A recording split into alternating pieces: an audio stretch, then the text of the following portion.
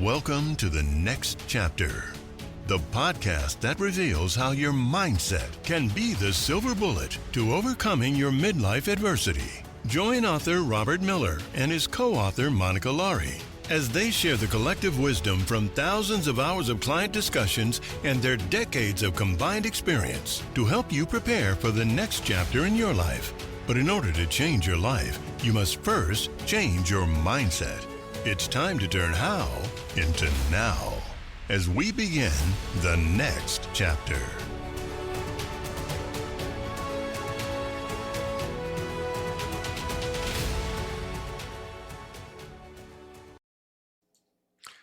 Hi, and welcome to the Next Chapter podcast, where we delve into another of the 130 plus topics in our new book.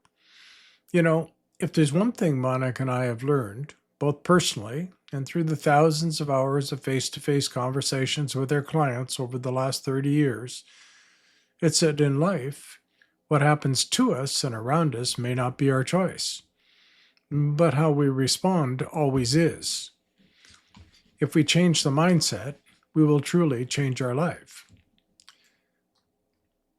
In today's podcast, titled Why a Land Lease Home in a Lifestyle Community May Be a Good Investment, we're going to delve into another challenging and often misunderstood topic, and that involves balancing those next chapter lifestyle priorities of health, relationships, finances, our unfulfilled bucket list items that we still want to experience, and finally, what our legacy will be after we're gone. To provide some context for this subject, I'm going to share a segment from our newest book, The Next Chapter, which is a composite of client experiences gleaned from thousands of hours of face-to-face conversations with them, both singles and couples who were struggling with the trade-offs associated with letting go of their family home, full of memories, but of which the maintenance had become increasingly less fulfilling. So let me introduce you to Don and Ruth. Like so many couples that weren't sure what they really wanted to do, although they had retired for several years, so far they hadn't made any decisions on their next steps.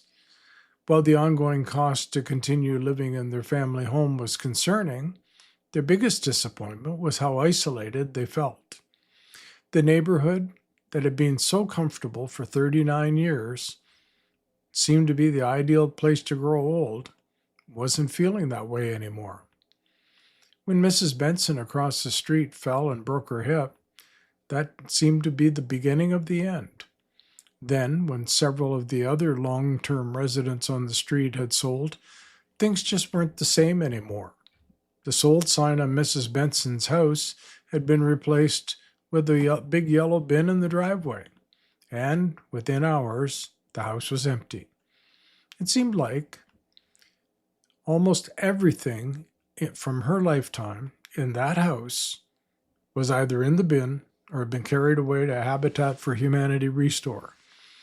Very little, it seems, had been picked up or taken away by any of her family members. The new owners turned out to be renovators, and within 60 days, the little house with lots of little rooms was now an open concept, and it looked like all the other renovated homes in the area, with a new white kitchen, quartz counters, new bathroom, and windows, furnace, doors, shingles. And before Don and Ruth knew it, there was another for sale sign on the lawn. Then, a few days later, it too read sold. Although the improvements made the home quite striking, it just seemed to have lost that comfortable, homey feel they'd come to enjoy. First came the moving van one morning, and within hours, Don and Ruth saw their future unfolding, one that they hadn't planned for. Moving in was a professional couple with fancy cars, 2 noisy dogs, and a lot of friends. The hot tub arrived the next day, and 2 days after that, the pool company started work in the backyard. But that was just the beginning. It seemed that after that, each house in the street that came up for sale was bought by folks Don and Ruth couldn't relate to either. Their world was being rocked, and they didn't know what to do. At church one Sunday, they met a couple who were visiting. Being friendly and engaging, Don and Ruth asked the visitors to breakfast. As their guests, Bill and Nancy shared a similar experience and what they had chosen to do in response. The lights went on for Don and Ruth that they too were probably going to be moving soon. But the question was where? Bill said that he and Nancy had been in a similar situation until they discovered the adult lifestyle community they were now living in. Nancy said they'd been able to sell their modest home and buy a comfortable modular 2-bedroom in their new community, well within their budget, near the pond and the rec center. While it was roomy, there was no basement, so there was not a lot of room to store much of their stuff. Bill went on to say that they had initially been concerned because they owned a house, but they were leasing the land that it sat on. When Don asked if that was expensive, Bill explained that their realtor had asked them to detail the costs of maintaining the family home they were currently in, including property taxes and all the operating expenses, and then they compared this with the maintenance cost of the home they were considering buying in the lifestyle community and found that the cost of the new home was significantly less, as they were not buying the lot that it sat on. And although the costs may vary by community, in their case, the maintenance fee, which covered the land lease and the taxes, was approximately $800 a month. These fees covered road maintenance, garbage collection, snow plowing, and while it didn't include the shoveling of their parking space or their walkway, there was a local contractor who provided this for a very affordable fee. One of the aspects of downsizing meant becoming minimalists. Now, this had been tough for them as they both had their respective collections and treasures, but after having emotionally let these go, they later agreed it had been incredibly freeing. Now, Ruth looked at Dawn as she thought about her grandmother's fine china, her parents' dining room suite, and those knickknacks she'd dusted for years. Dawn quietly said, "She's going to have to sleep on this one." Nancy said she'd felt the same way until a friend suggested that they digitally capture all their treasures and make a video of them. She had no idea how easy it was until she tried with her smartphone. First she filmed them, then she downloaded it to a thumb drive, and now she had all of her treasures easily accessible to load on her computer and play them at any time. And instead of dusting her treasures, she could flick on the video and visit all of her heritage pieces, each in their original place, just as they'd been in her old life. The memories had been retained, even though the stuff was all gone. And when Dawn and her had passed, the USB thumb drive with all the videos of the family's heirlooms could be shared with all of the family. Wow, was that easy? Now, there will always be trade-offs, but fortunately, having done their homework before they moved, Bill and Nancy shared what they'd learned about the pros and cons of making this type of move. They left Dawn and Ruth with a few things to think about and research before deciding if this was for them. The first was, how far is the lifestyle community from their family, shopping, their doctor, the hospital, and other support services?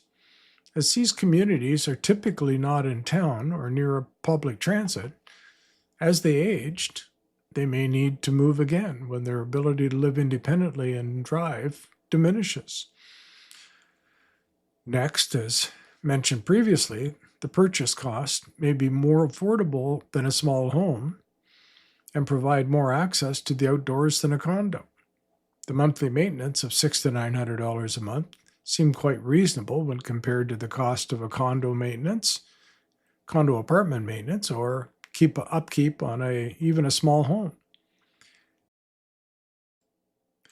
Unlike a condo, Grass cutting and property maintenance of their model may not be included, but as the park covenants or rules for each community may vary somewhat, it's important to have your lawyer review these in advance with you so you know what you're committing to. Good legal advice is the most inexpensive investment you may ever make. The community center always has activities going on with endless opportunities for socialization, so there's lots to keep you busy. But Nancy had advised them to take it slowly till they get to know the politics, the people, and who the gossips are. Being able to lock the door and go away for a few days or weeks, even months, is a relief. Just have someone check your home every few days for insurance purposes. The concept seemed interesting to Don and Ruth, so when Bill and Nancy called a few days later to chat, they invited Don and Ruth to visit their community. And over the coming months, with the help of family and other friends and their realtor, they made the decision this was the right move for them too. So we hope you enjoyed Don and Ruth's story, as it touched on many of the questions and concerns related to adult lifestyle communities as one of the lifestyle choices available to downsizers. Now let's look at some of the other things to consider when mulling if this lifestyle option is for you. When considering that next move, whether you choose a condo, a smaller home, or an adult lifestyle community, the bottom line is to do your homework. Always choose the neighborhood or adult lifestyle community first. One that is well located, offers the type of accessibility and the amenities that will allow you to stay there for as long as you're able to live independently. Next, choose the street or building, if it's a multi-unit townhome or condo building, that you're most attracted to. And remember, once you buy, if you don't like the neighbors, no matter how much you enjoy your home, you can't pick it up and move it. So then, and only then, is the time to choose which house, unit, or suite to buy. Doing it in any other order can result in making a mistake. By getting emotionally attached to a house or a suite, and later finding that you dislike your neighbors or the community, can be costly and disruptive to correct. The next question is whether it fits your lifestyle expectations. An adult lifestyle community typically refers to either an age-targeted or an age-restricted building, complex, or home park, and typically is designed for people aged 55 and older. Not always, but it's important to check. If this resonates with you and you enjoy being among folks of your similar age, this may well be for you. And when considering all the options, one of the hundreds of these adult communities scattered across Canada and the United States may be an excellent choice. As with all significant decisions in life, it's important for each person or couple considering such a move to carefully analyze the costs, the benefits, and the type of homeowners who are attracted to such communities.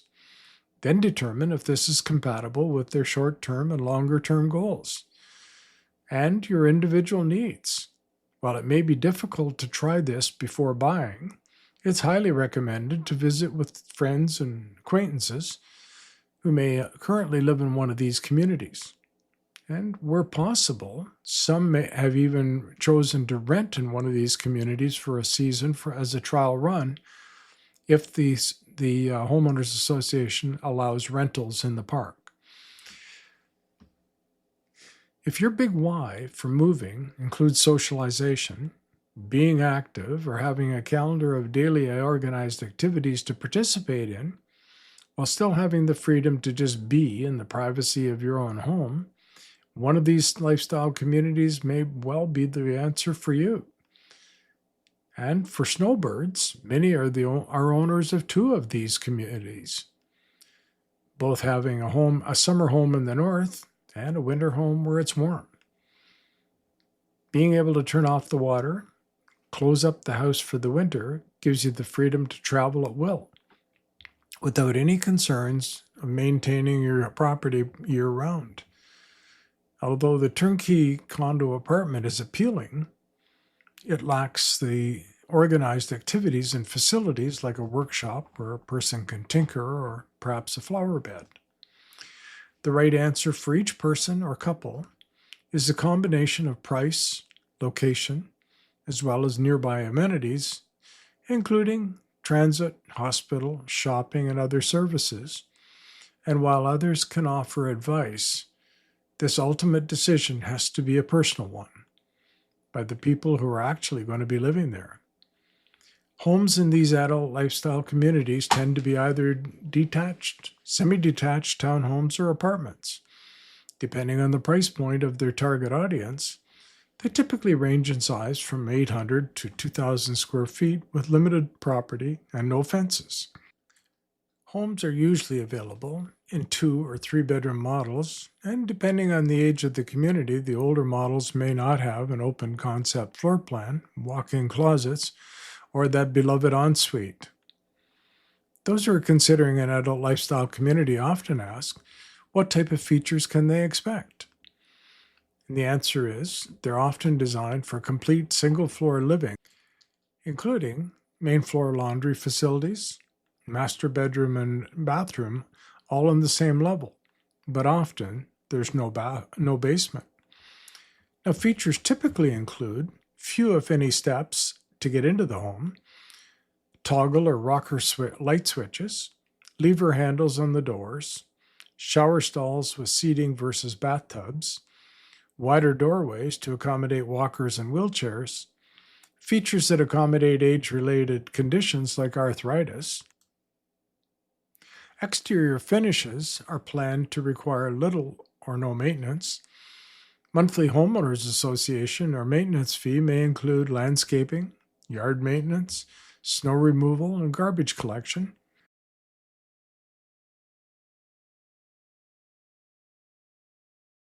Space and parquet, usually within a half a block. Recreational facilities, including walking trails and parkland. A lifestyle center or clubhouse. These communities all emphasize clubs and activities. Resort-style amenities that may include an indoor or outdoor heated swimming pool, a whirlpool tub, steam room, or sauna room. Separate facilities for aerobics and weight training. Rooms for cards, games, and billiards. Community or party room with a commercial kitchen, facilities for tennis, golf, shuffleboard, bocce ball, pickleball, and more, clubs and activities focusing on scrapbooking and crafts, just to name a few. Now, the final word on this topic is simple. Know your big why for choosing to make a move, what your lifestyle expectations are, having summarized your must-haves, and what you're willing to trade off to have these, as this will allow you to be open to the options as you do your research. Now, we all know that change is always daunting, and even more so with each passing decade. But having a written plan can make the journey so much easier and allow you to look back and understand the thought process along the way. You know, on those days when you begin to doubt yourself. So in closing, thanks, and this is Robert and Monica signing off and inviting you to reach out anytime with questions or comments. We'd love to hear from you, and we welcome your feedback. We hope you'll join us for the next episode of the Next Chapter podcast. Until then, all the best. Thanks for tuning in to The Next Chapter. If this podcast was interesting or helpful, please share it with friends. And be sure to click the thumbs up to like and subscribe so you never miss an episode. Remember, if you change your mindset, you can change your life.